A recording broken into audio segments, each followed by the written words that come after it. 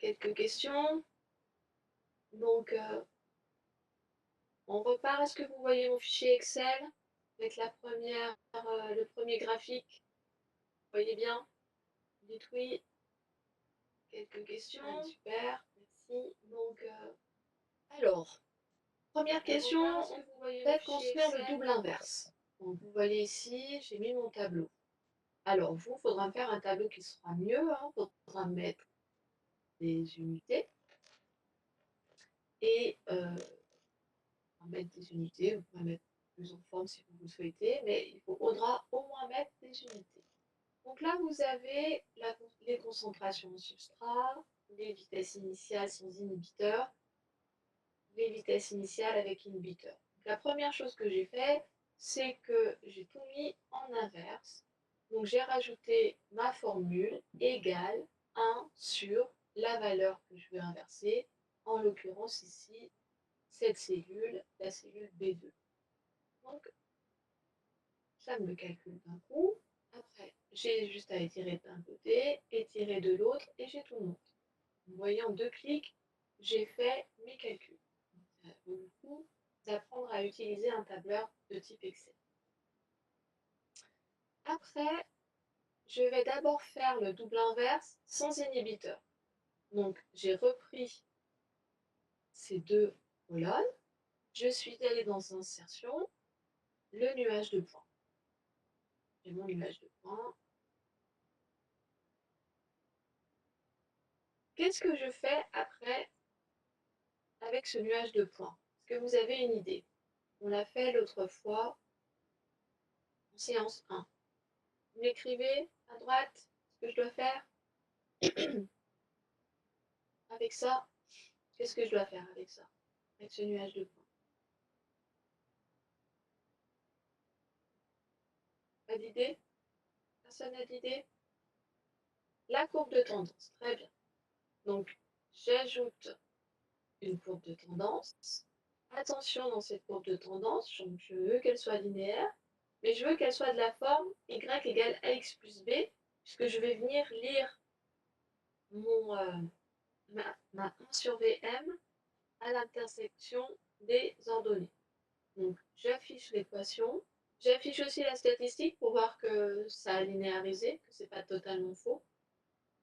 Et j'arrête là pour l'instant. Donc, ici, je me retrouve avec une équation de la forme y égale ax plus b.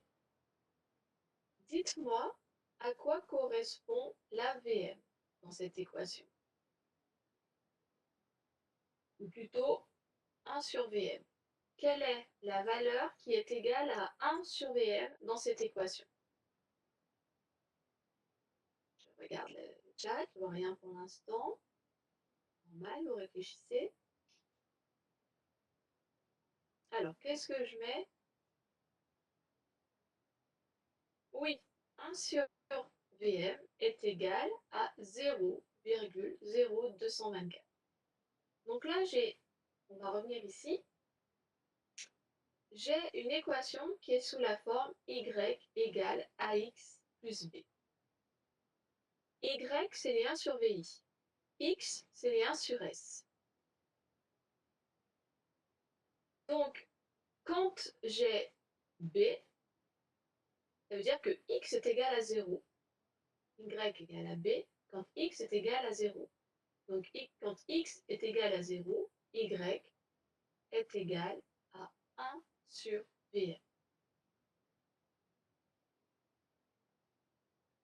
Quand y est égal à 0, x va être égal à moins b sur a.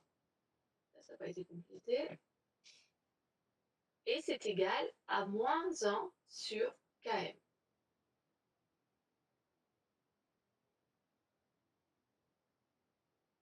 D'accord? Est-ce que vous avez compris? Vous m'envoyez un petit oui ou vous m'envoyez un petit non?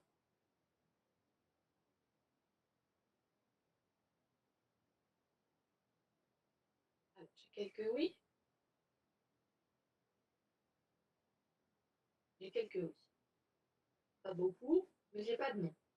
Donc on va dire que c'est bon. Donc j'ai une équation qui me permet de déterminer 1 sur Vm et 1 sur Km.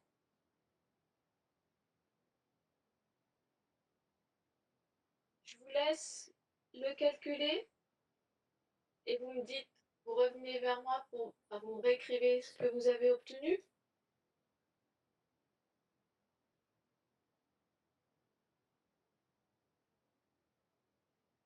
Donc, combien vous avez obtenu pour 1 sur Km et combien vous avez obtenu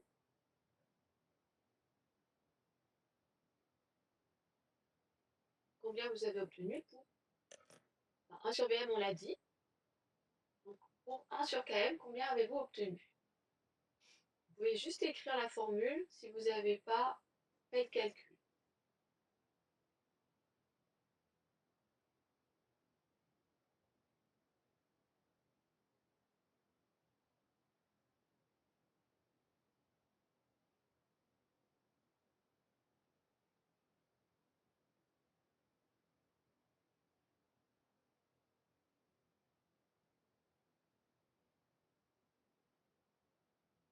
Bon, je vois pas de valeur arriver.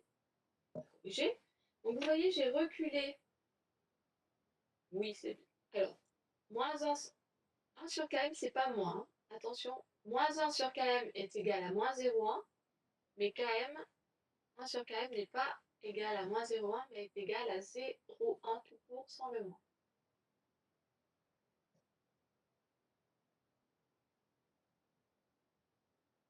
Il faut bien faire attention à ça. Ici, c'est moins 1 sur km.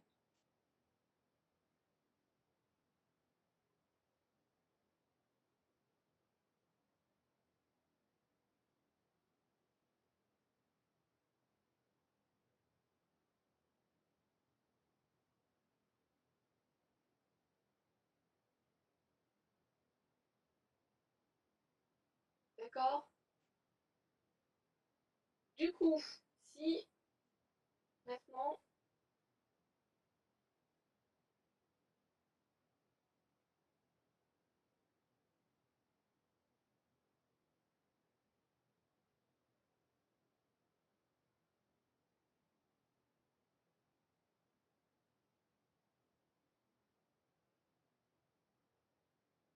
si maintenant, on regarde les valeurs trouvées VM et KM avec Excel. Donc on va utiliser l'équation. On va utiliser cette équation et on va donc dire que 1 sur Vm c'est égal à 0,0224. En écriture scientifique, ça fait 2,24 10 puissance moins 2. On applique la formule égale 1 sur pour trouver la Vm. On n'oublie pas les unités. Là, vous rajouterez les unités, bon. Inverse. Donc là, on n'oublie pas de mettre les unités. Ça veut dire qu'on est à 44,6 micromoles par litre par minute de substrat transformé par l'enzyme. 1 sur km. 1 sur km, la formule du coup est égale à 0,224, pardon, 0,0224 divisé par 0,224. Donc c'est égal à 1 10 moins 1. En inverse, ça sera égal à 10 puissance 10. Donc 10 micromoles par litre. Vous voyez, avec Excel, c'est pratique de mettre les formules. Donc je vous conseille de faire des comptes rendus dans Excel quand vous avez des calculs à faire. Est-ce que c'est bon pour tout le monde, cette détermination? Alors vous voyez ici le signe. Là, on se soucie plus du signe ici.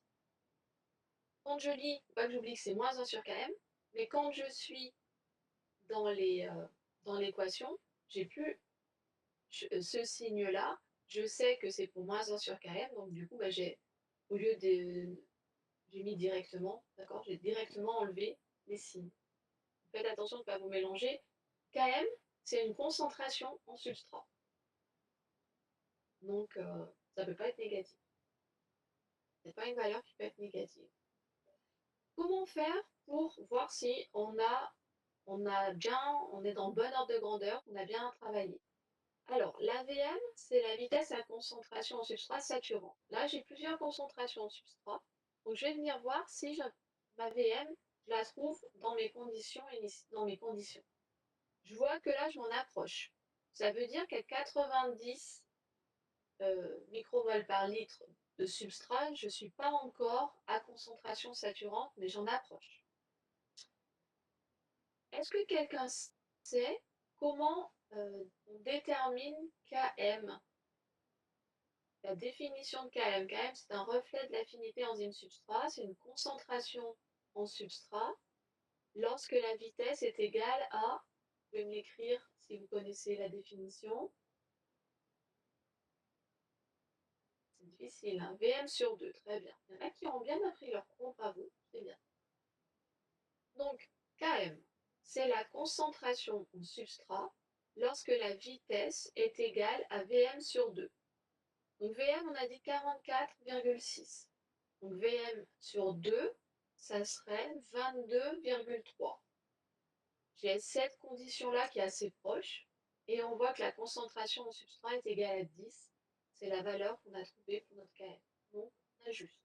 Donc là, je vous donne un moyen de vérification de vos calculs, si jamais vous aviez ça un jour à l'examen. Est-ce que c'est OK, KM, VM? Vous dites oui, non, avec cette vérification?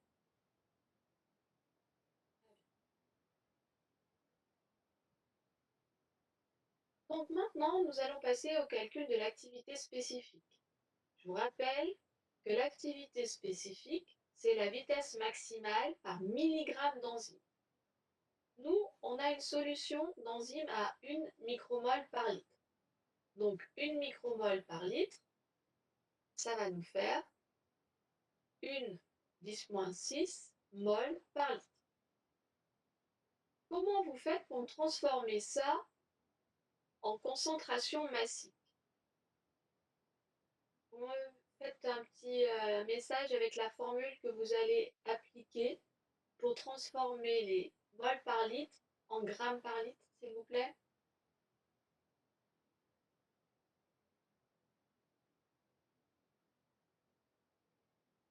Les moles par litre en grammes par litre. Comment vous allez faire? Vous êtes chimiste, ça ne doit pas vous poser trop de problèmes normalement.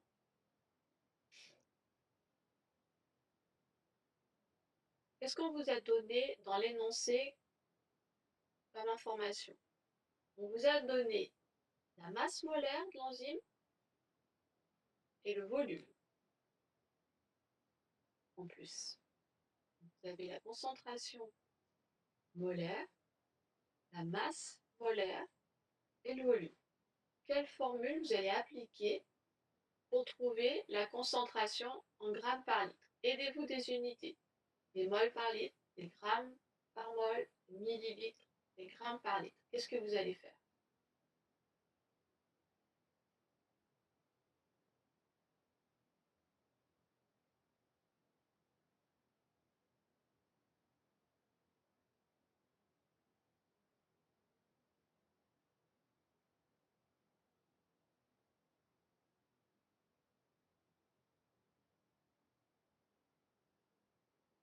Non, non, non, on ne divise pas par la masse molaire, non. Parce que si je fais des moles par litre divisé par des grammes par mol, ça ne va pas me faire.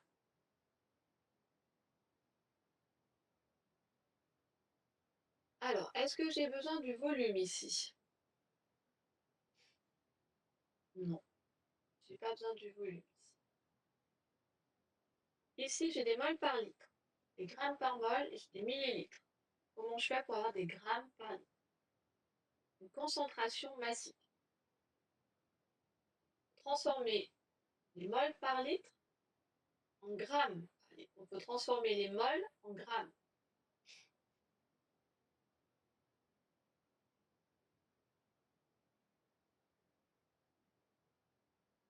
Je pensais que c'était quelque chose que les chimistes maîtrisaient mieux, ça. Vous n'avez pas eu de TP où vous avez utilisé les concentrations? Donc on multiplie quoi par la masse molaire? On multiplie la concentration d'enzymes en mol par litre par la masse molaire. Très bien. Donc on va ici multiplier les deux cellules, la concentration en mol par litre par la masse molaire. Et on n'a pas besoin pour l'instant du volume. Donc vous avez votre concentration massive. Qu'est-ce qu'on va en faire? Bien, on va l'utiliser pour calculer l'activité spécifique. Donc l'activité spécifique, ça va être la vitesse maximale, ici, divisée par la concentration. Alors, par contre, là, j'ai une concentration en grammes par litre. Donc, je n'ai pas tout à fait fini. Je vais obtenir des micromoles par gramme et par minute. Des micromoles par gramme. Moi, ce que je veux, c'est des micromoles par milligramme. Qu'est-ce que vous allez faire pour convertir les grammes et me donner la réponse par milligramme? J'attends vos petites réponses, s'il vous plaît. Comment vous faites pour transformer les grammes en milligrammes? Pas piège. On multiplie par 10-3. Très bien. On multiplie par 10-3 ou on divise par 1000. Moi, j'avais choisi de diviser par 1000. Je prends cette valeur et je la divise par 1000.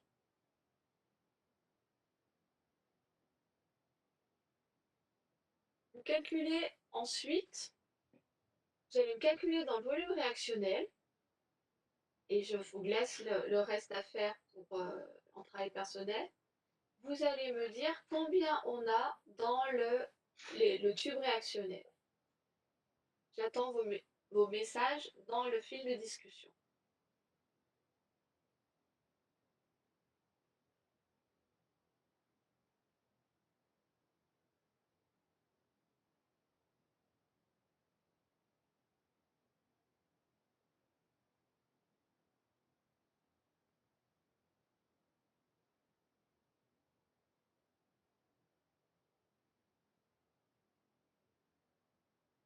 Comment vous faites pour trouver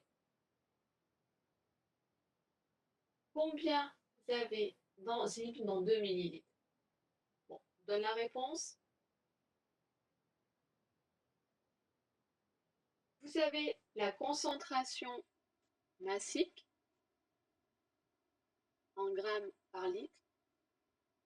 Bien, vous allez multiplier par votre volume, mais attention, le volume, il faut le mettre aussi en litres. Donc c'est 0,002 litres.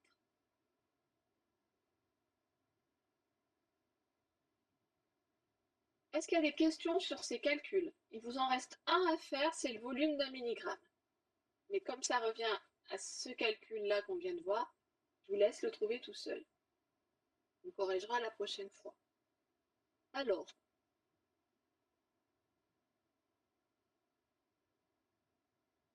donc sur ça, si vous n'avez pas de questions, on va passer à l'inhibiteur et on va faire le graphe en présence d'inhibiteur.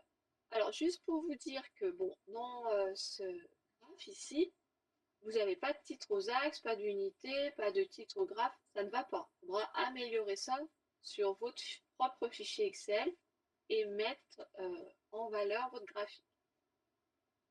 Donc, si on fait le graphe avec l'inhibiteur, ce qui est intéressant, c'est d'avoir avec et sans inhibiteur sur le même graphe pour voir directement quel est le type d'inhibition. Donc, pareil, insertion, nuage de points, et on se retrouve avec nos deux nuages de points et on ajoute les courbes de tendance. Alors, je ne vous ai pas montré pour reculer.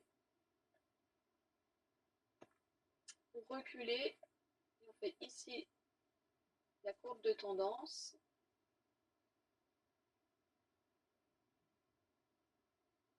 Je mets en arrière, je recule.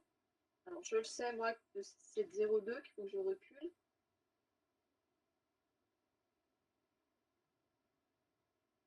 Pour avoir mon graphe.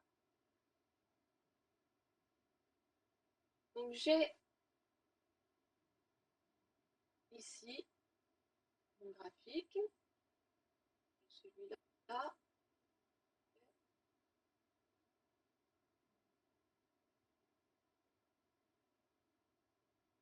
Et j'ai, du premier coup, vous pouvez me dire quel est le type d'inhibiteur, pour ceux qui ont regardé le diaporama de cours, qui ont eu le cours avant, quel est le type d'inhibition. Quand on voit que la courbe orange de l'inhibiteur rencontre la droite, toute la courbe, la droite sans inhibiteur au point -1 sur Km. Qu'est-ce qu'on en déduit? Et quel type d'inhibiteur? La Vm change, sera plus basse, parce que 1 sur Vm est plus haut, ça veut dire que 1 Vm est plus haut, ça veut dire que Vm sera plus petite. Et Km ne change pas, elle. Donc Km ne change pas, Vm change. Donc on a un inhibiteur de type non compétitif, tout à fait. Non compétitif. Vous me rappelez, pour ceux qui ont eu le cours, qu'est-ce que c'est qu'un inhibiteur compétitif? Qu'est-ce que c'est qu'un inhibiteur compétitif? C'est un inhibiteur qui a la même forme que le substrat et qui se met à la place du substrat. Un inhibiteur non compétitif ne se met pas à la place du substrat, il ne modifie pas l'affinité enzyme-substrat. Donc ça, c'est du non compétitif. Non compétitif.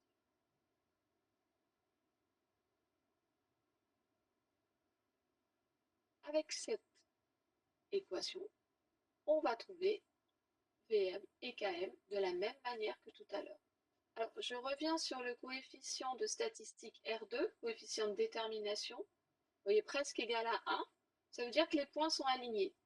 Ça veut dire que cette équation, elle est représentative de nos points à 99,82%. Il y a ce point-là qui est un petit peu en dehors. Ça sert à ça, le R2, de voir qu'on respecte bien, que nos points respectent bien cette équation. Donc, voilà les valeurs qu'on obtient avec inhibiteur. Donc, pour la Vmax, on passe de 44,6 à 8,89 micromoles par litre et par minute. Et les Km ne sont pas très différents, le même ordre de grandeur. 10 micromoles par litre sans inhibiteur, 9,85 avec inhibiteur. Donc ça ne change pas par rapport à l'écart que nous avons pour les VM.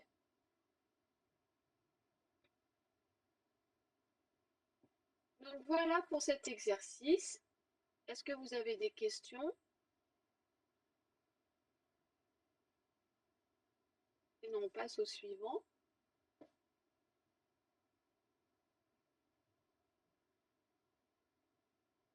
Alors, on passe au suivant, vous le lirez. Je vous montre sur le fichier Excel, puisque je l'ai, visuellement ce qu'on attend. Donc, vous allez voir, vous avez une enzyme. On teste son activité, mais différemment. Donc ça se rapproche du TP que bon, on ne fera pas cette année, mais ça se rapproche. Donc vous avez différentes concentrations en substrat ici.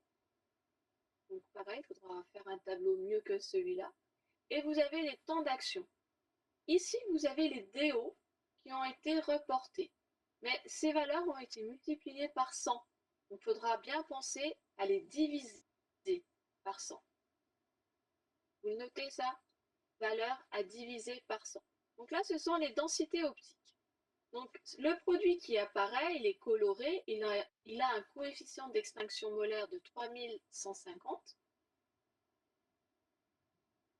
Et on peut donc appliquer la loi de Berlambert pour retrouver la concentration de notre produit qui apparaît au cours du temps, grâce à la formule de Berlambert, grâce à la DO qu'on a mesurée. Donc là, vous avez le temps, les DO, pour chaque concentration en substrat qui est donnée au démarrage.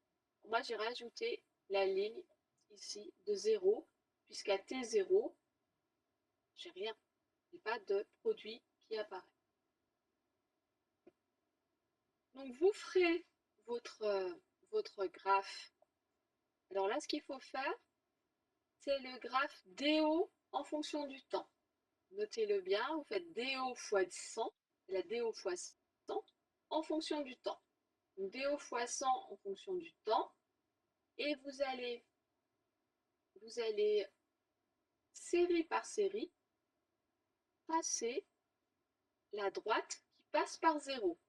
Donc nous, on veut une équation de la forme y égale ax. Qu'est-ce qu'on va déterminer avec cette pente? Par exemple, la première pente ici, elle est à 5,9967. Dites-moi, qu'est-ce que ça représente la vitesse initiale? Alors, exprimée en DO fois 100 par minute. Ça représente une vitesse initiale exprimée en DO fois 100 par minute. Alors, je vous montre quand même comment vous allez faire. Donc, vous allez récupérer vos deux premières colonnes, insérer toujours le nuage de points,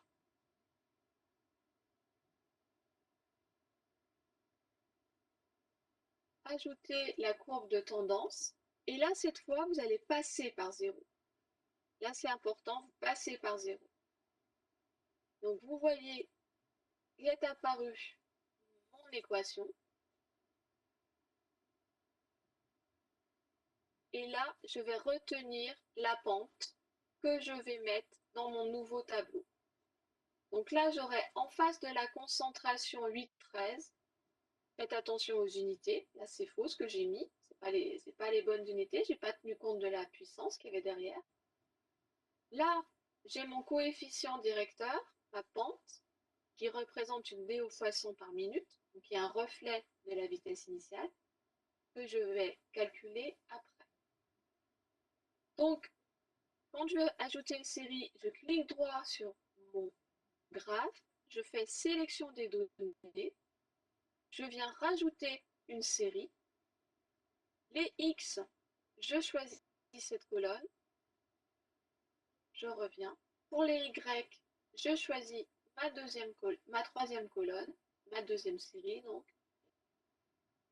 qui correspond à ma deuxième concentration substrat. J'ajoute la courbe de tendance qui passe par 0. Si vous ne faites pas passer par 0, vous allez avoir un y égale à x plus b. Et j'aurai cette fois un coefficient à 4,9066 et je viendrai le mettre dans mon tableau. D'accord? Donc je vous laisse faire ça et je reviens vers vous dans 20 minutes, un peu plus long.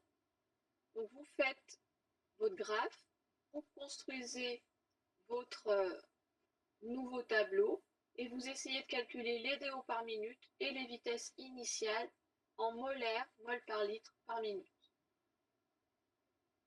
Et après, vous pourrez faire le double inverse.